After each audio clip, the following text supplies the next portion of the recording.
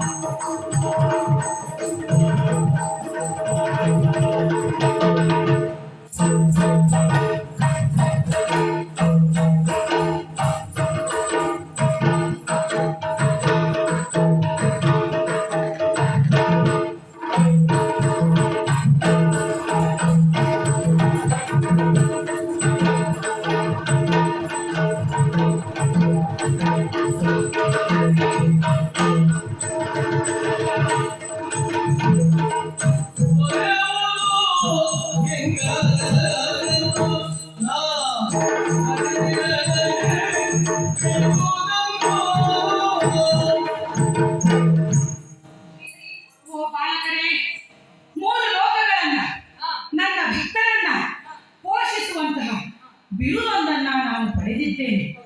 ಆದ್ದರಿಂದ ನನ್ನ ಭಕ್ತರಾದ ನೀವೀವರು ಈ ರೀತಿಯಾಗಿ ಯುದ್ಧವನ್ನ ಮಾಡಿದರೆ ನನ್ನ ಬಿರುದಿಗೆ ಕಳಂಕವನ್ನ ತಂದಂತಾಗುವುದಿಲ್ಲವೇ? ಆದ್ದರಿಂದ ನೀವು ಯುದ್ಧ ಮಾಡುವುದು ಸರಿಯಲ್ಲ. ಯುದ್ಧವನ್ನ ಬಿಟ್ಟು ನೀವಿಬ್ಬರು ಆತ್ಮೀಯರಾಗಬೇಕು.